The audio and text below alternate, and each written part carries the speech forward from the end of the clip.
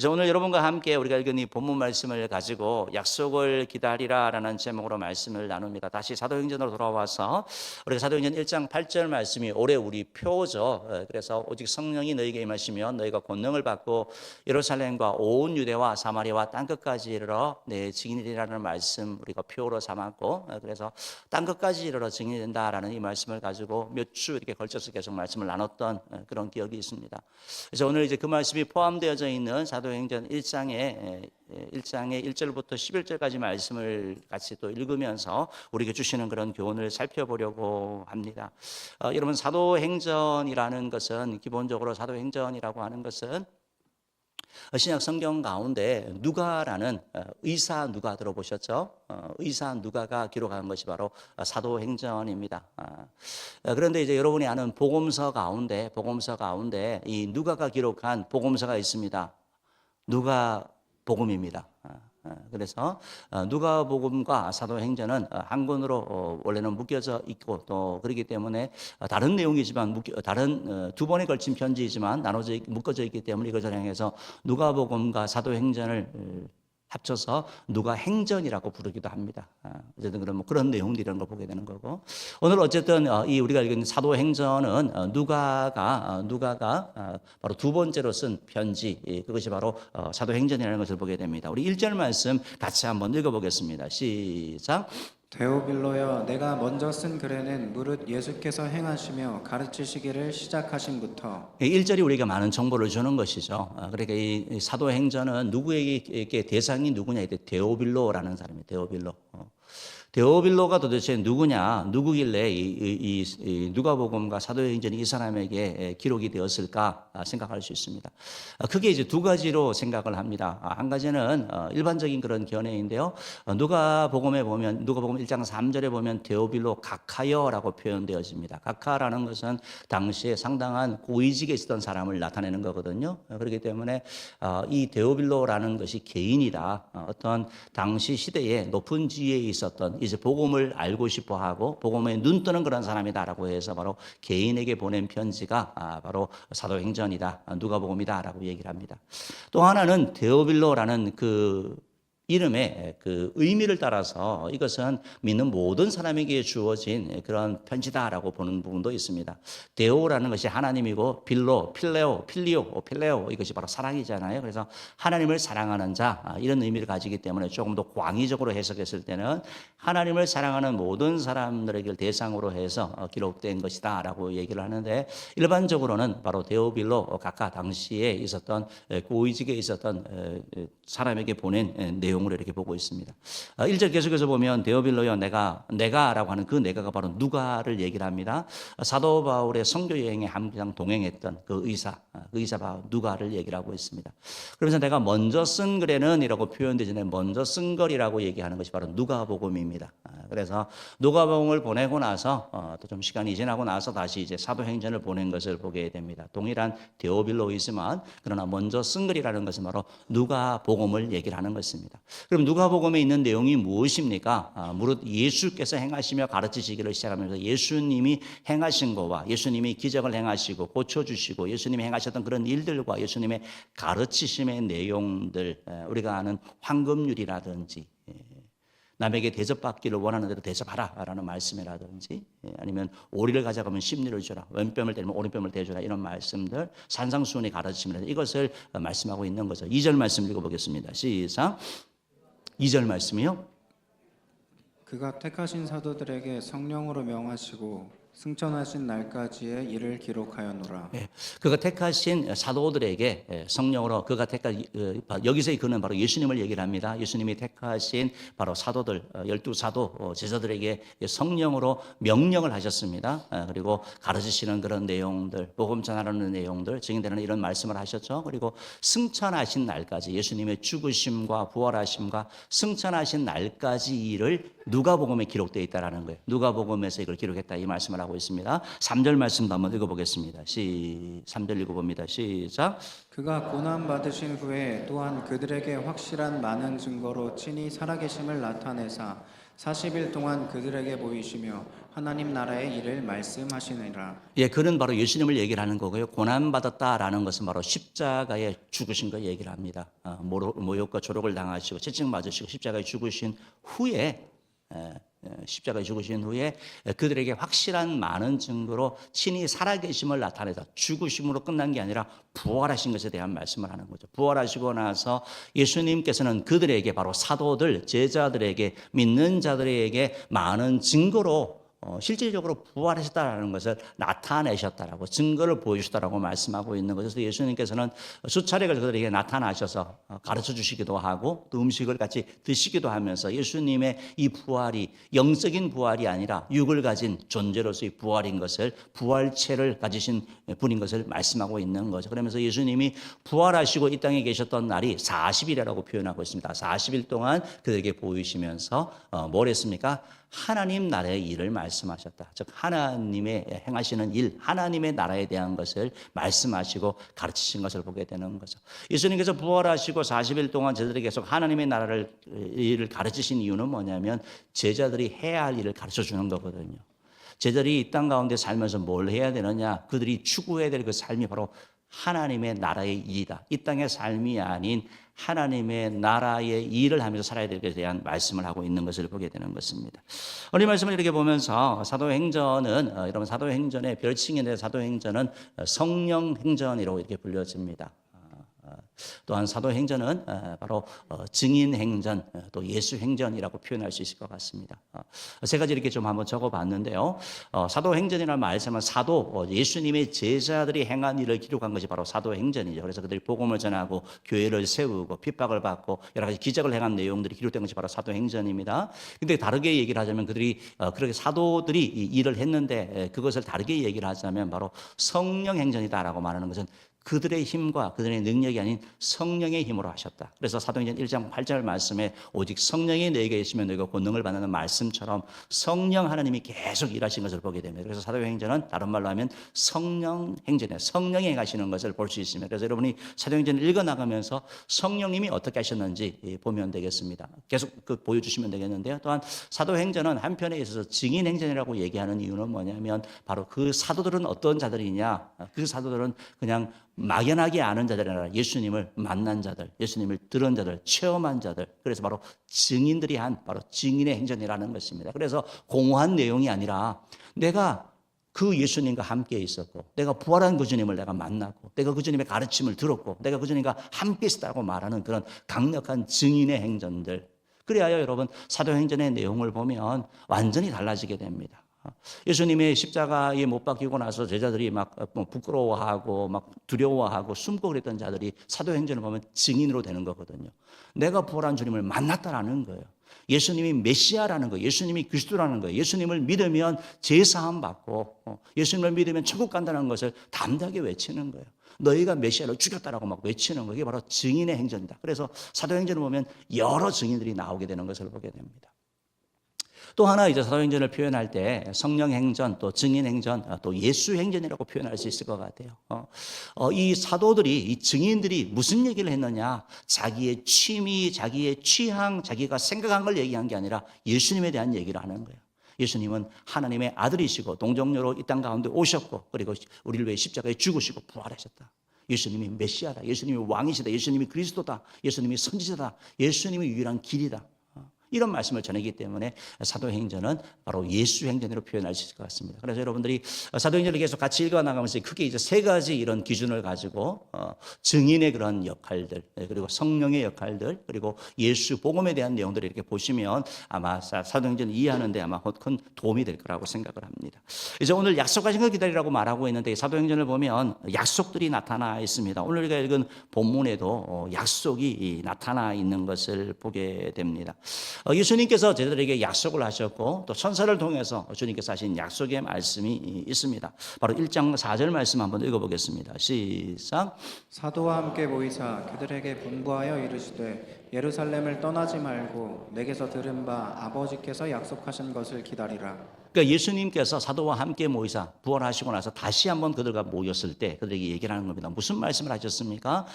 예루살렘 떠나지 말라라고 말했습니다. 두 번째 뭡니까? 아버지께서 하나님 아버지께서 내가 너에게 전하지 않았느냐? 하나님이 너에게 약속하신 그 약속을 기다리라라고 말하고 있는 것입니다. 그렇다 그러면 왜 예루살렘을 떠나지 말라고 했을까요? 예루살렘은 상당한 의미가 있는 거죠. 여러분 이스라엘 백성들이 귀하게 여기는 솔로몬의 성전이 예루살렘에 있습니다. 하나님의 임재를 나타내는 성전이 바로 예루살렘에 있는 것이죠. 그리고 예수님께서 예루살렘에 있는 골고다 언덕에서 십자가에 못 박혀 죽으셨죠.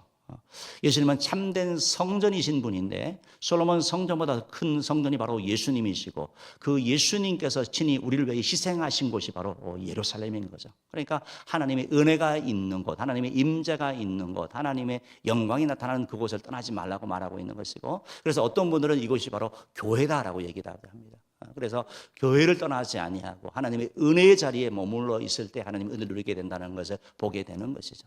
그렇죠. 우리가 하나님의 은혜를 누리게 되는 것이 어디 놀러 가가지고 여행 가가지고 그거보다는 하나님 앞에 예배드리고 하나님 앞에 찬양하고 또 복음 전하고 할 때 주의 은혜를 누리게 되는 거 아니겠습니까? 그러니까 주님께서 하신 말씀은 뭐냐면 예루살렘 떠나지 말라 첫 번째 말씀이고, 두 번째는 아버지께서 약속하신 것을 기다리라라고 말씀하는 걸 보게 됩니다. 아버지께서 약속하신 것 도대체 무엇입니까? 5절 말씀 보면 있습니다. 5절 말씀 읽어봅시다. 시작.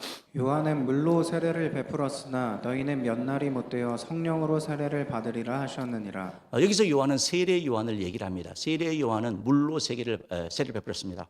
회개하라라고 말했습니다. 그래서 회개하는 자들마다 세례를 베풀면서 새로운 존재로 나타나는 것을 얘기를 합니다.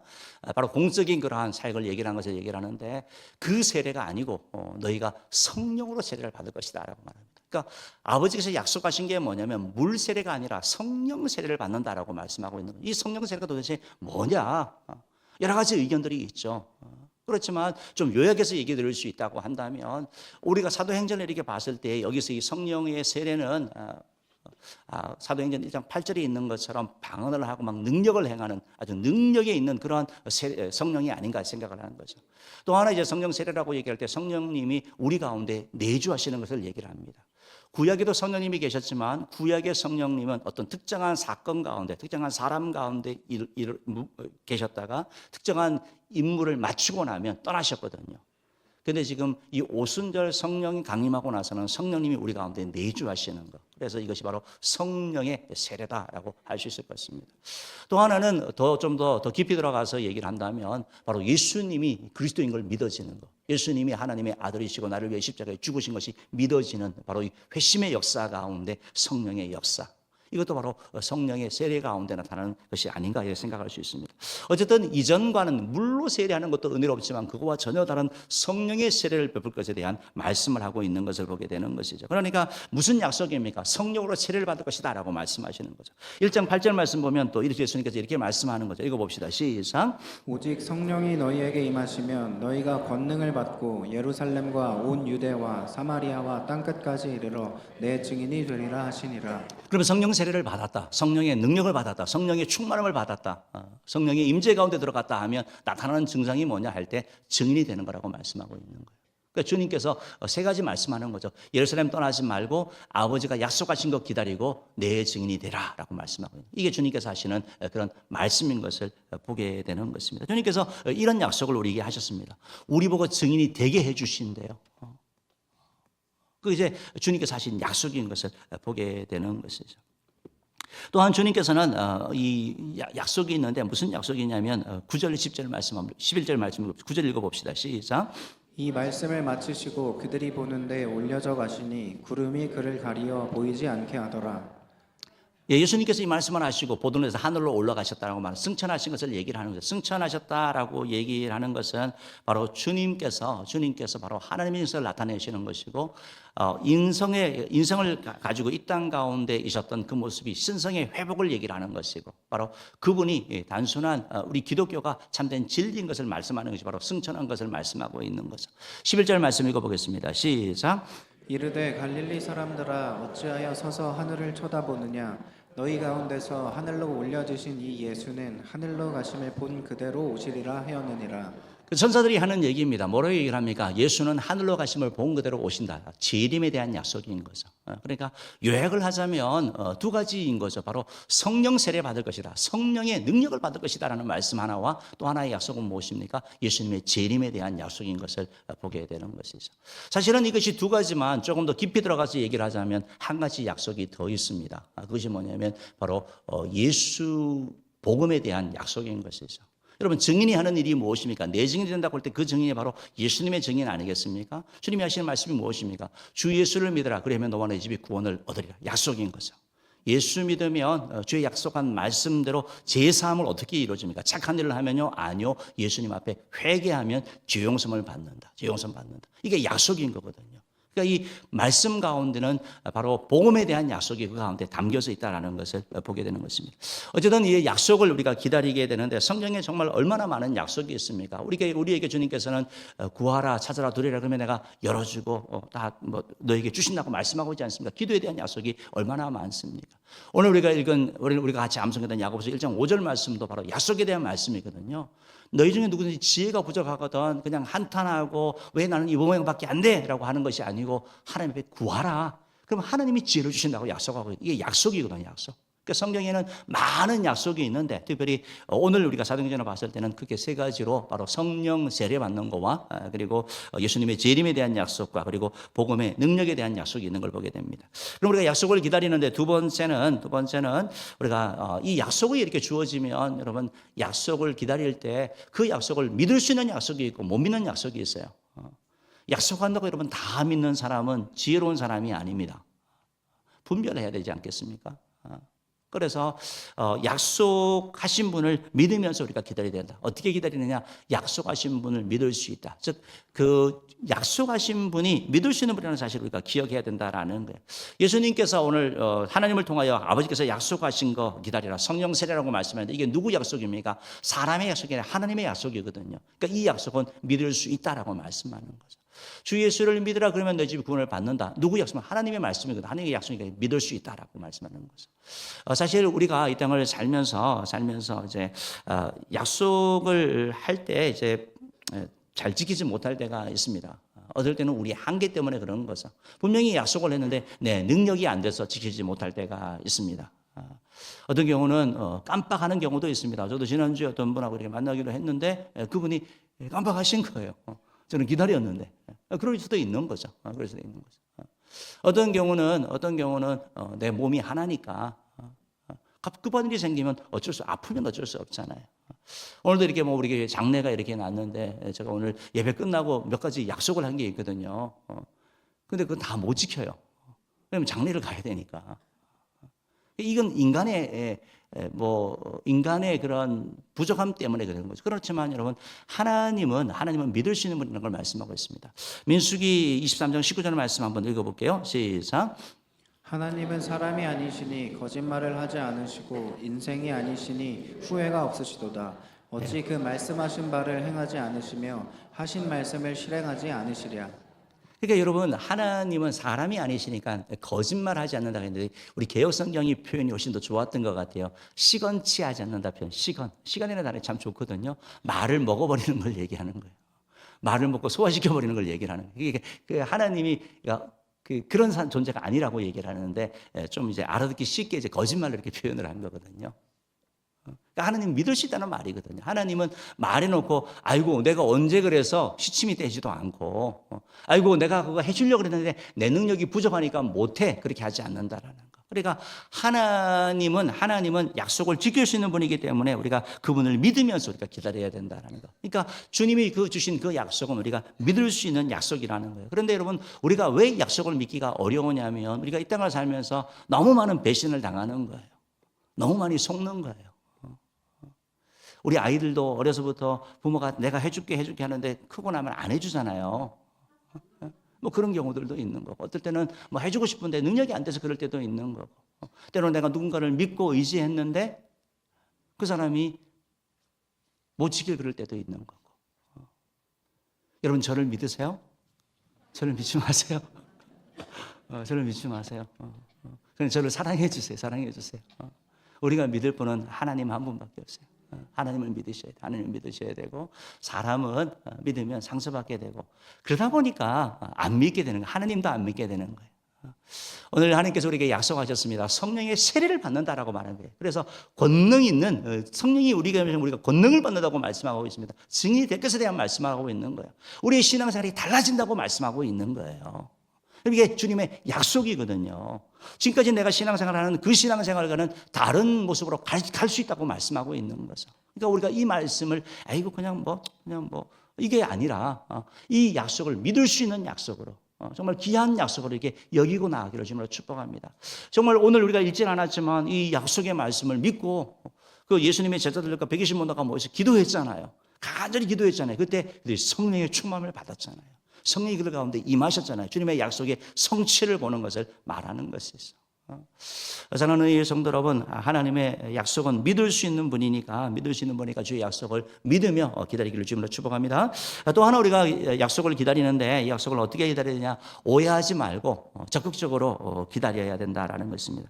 오해하지 않고 적극적으로 기다릴 필요가 있습니다. 여러 약속들이 있는데 우리가 말을 하다 보면 우리 인간의 한계 때문에 우리가 오해할 때가 많이 있어요.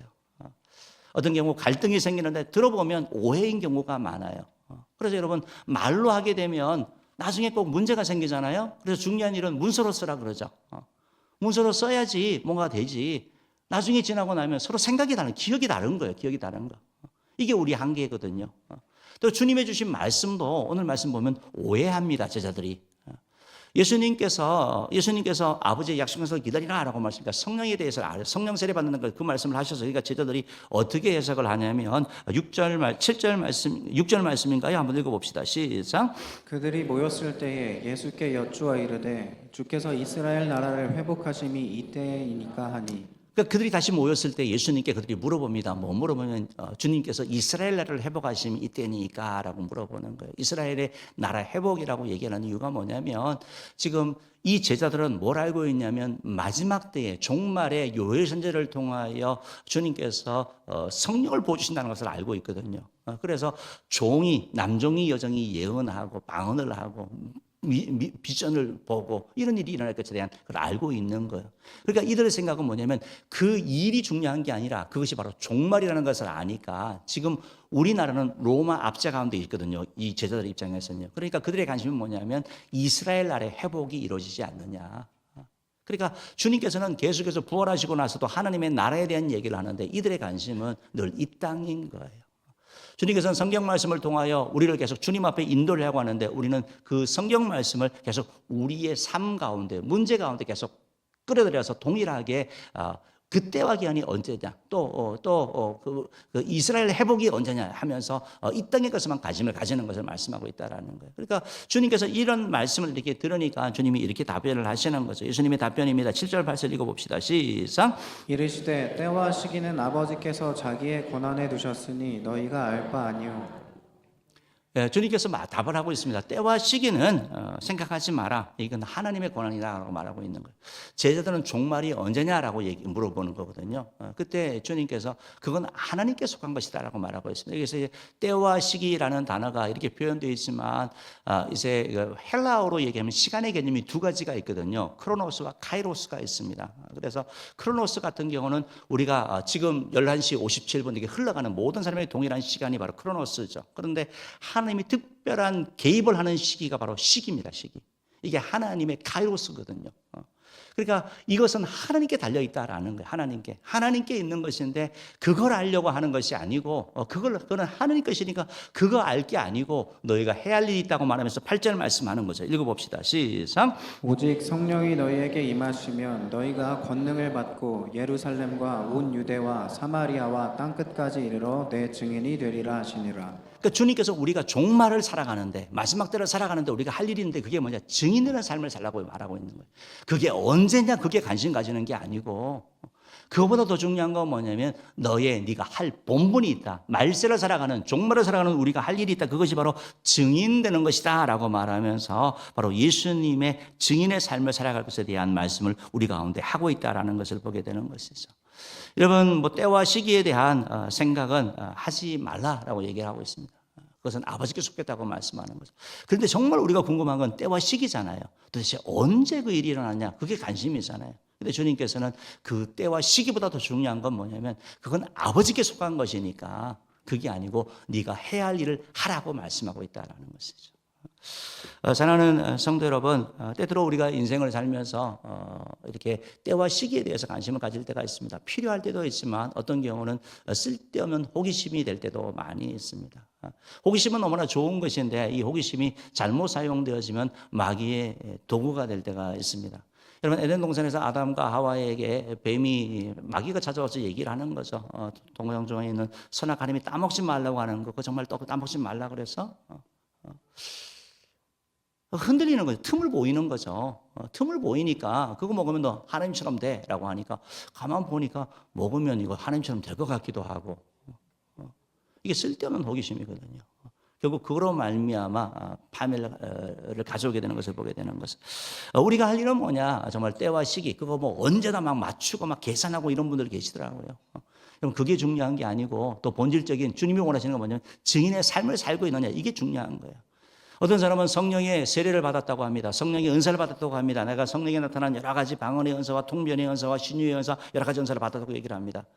그런데 은사의 목적은 뭐냐? 교회를 위해서 주시는 거거든요. 은사의 목적은 교회를 세우라고 주시는 거예요. 그런데 주님 앞에 봉사하거나 섬기지 않습니다. 뭐 합니까? 계속 기도원 가가지고 내가 못 받은 은사 받을래야 되겠다고. 그건 무슨 일입니까? 자기 자랑 가운데 빠지는 것이죠. 때로는 쓸데없는 우리의 공명심, 우리의 호기심이 하나님의 은혜를 누리지 못하게 된다는 것을 보게 됩니다. 그래서 주님께서는 이것을 오해하지 말고 그날 그 때와 시기는 이스라엘 그 성령 세례라는 것은 이스라엘의 회복이 아니고 바로 하나님의 나라를 위한 것이라고 말하면서 바로 증인의 삶을 살라고 말씀하고 있는 것이죠. 또한 비슷한 내용이 나오는데요. 1장 10절 말씀 한번 읽어봅시다. 시작. 올라가실 때에 제자들이 자세히 하늘을 쳐다보고 있는데 흰옷 입은 두 사람이 그들 곁에 서서 흰 옷 입은 두 사람은 이제 천사로 이렇게 나타나는데요. 11절 말씀 읽어봅시다. 시작. 이르되 갈릴리 사람들아 어찌하여 서서 하늘을 쳐다보느냐 너희 가운데서 하늘로 올려지신 이 예수는 하늘로 가심을 본 그대로 오시리라 하였느니라. 갈릴리 사람들은 어찌하여 서서 하늘을 쳐다보느냐. 그럼 어찌하여 서서 하늘을 쳐다보느냐. 라는 뉘앙스가 어떤 뉘앙스인 것 같습니까? 그들을 제자들을 칭찬하는 것 같습니까? 아니면은 책망하는 것 같습니까? 책망하는 것 같습니까? 여러분 잘 보신 거예요, 그럼요. 굳이 뭐 헬라어를 공부하지 않아도 아시는 거예요. 뉘앙스가 그런 뉘앙스거든요. 너희들이 어찌해가지고 계속 해가지고 하늘만 쳐다보고 있느냐. 주님께서 뭐라고 말씀하셨어요? 너희가 증인되라고 하셨으니까 너희가 쳐다볼 게 아니고 사명 감당하는 자리로 가라고 말씀하고 있는 거거든요. 여기서 동일하게도. 그래서 너희가 본 그대로 주님께서 오실 것이니까 그 주님의 재림의 때를 앞두고 너희들이 힘쓸 일이 뭐냐? 그것이 바로 증인되는 것이다 라고 말씀하고 있다라는 것입니다. 사랑하는 성도 여러분, 그렇기 때문에 우리가 오해하지 아니하고 예수님 오신다 그랬으니까 그 하늘만 바라보고 사는 것이 아니라 주님께서 뭐라고 말씀하고 있습니까? 증인이라고 말씀하고 있는 거죠. 주님께서 성령 세례를 받는 것은 우리의 자랑이라든지 우리의 이스라엘의 회복이라든지 뭔가 이 땅의 삶이 아니라 하나님의 영광을 위한 것이라고 말하면서 우리에게 증인이라고 말씀하고 우리가 오해하지 말아야 되는 것이죠. 또한 주님께서 우리에게 적극적으로 적극적으로 약속을 기다리라라고 말씀하고 있습니다. 여러분 기다리면 두 가지가 있죠. 하나는 그냥 소극적으로 기다리는 거예요. 언젠가 그때가 되겠지. 언젠가 때가 되겠지. 언젠가 주님 오시겠죠. 언젠가 뭐 하다 보면 뭐 성령 은혜 받을 날도 오지 않겠어? 언젠가 가다 보면 우리 집에 그 예수 믿다가 지금 방황하는 그 아이도 언젠가 돌아오지 않겠어? 이렇게 막연한 기다림이 어떻게 보면 소극적인 기다림이죠. 근데 여러분 우리가 달란트 비유를 아는 것처럼 달란트 비유를 통해 가지고 한 달란트 받은 자는 그것을 그냥 감춰뒀잖아요. 그리고 주님이 오셨습니다. 그런데 책망을 받은 걸 보게 되고 오히려 2달란트나 5달란트 받은 자는 열심히 일한 것을 보게 되는 것이죠. 마찬가지로 적극적인 기다림이 필요하다라는 것입니다. 주님께서 성령 세례를 받는다라고 말하고 너희가 성령의 권능을 받고 예루살렘과 온유대와 사마리아 땅끝 가시라 내 징계라고 말씀하셨는데 이걸 말씀을 듣고 제자들은 적극적으로 기다렸습니다. 뭘 했습니까? 모여서 부르짖었습니다. 오직 기도하면서 내가 성령의 권능을 받아야 되겠다. 성령의 충만을 받아야 되겠다. 성령 세례를 받아야 되겠다. 내가 이전과는 다른 존재의 모습으로 나아가게 되는 그런 열망을 가지고 적극적으로 나아가게 된 것을 보게 되는 것이죠. 또한 마찬가지로 주님의 재림이 말씀되어 있습니다. 주님의 재림이 약속되어져 있는데 우리가 주님의 재림을 기다리면서 그냥 뭐 언젠가 그렇게 기다릴 수도 있지만 한편에 있어서 우리가 잘 기다릴 수 있습니다. 주님의 재림을 준비하면서 주님 앞에 칭찬과 상급을 받으려고 우리가 나아가는 것.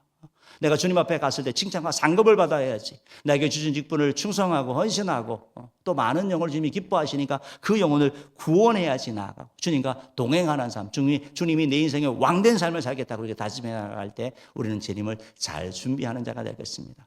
바라기는 저 여러분 모두가 주님의 그 약속의 말씀을 붙잡고 또 오해하지 아니고 적극적으로 기다림으로 말미암아 주께 칭찬과 상급받고 주의 은혜 누리는 자들을 주님으로 축복합니다. 기도하겠습니다.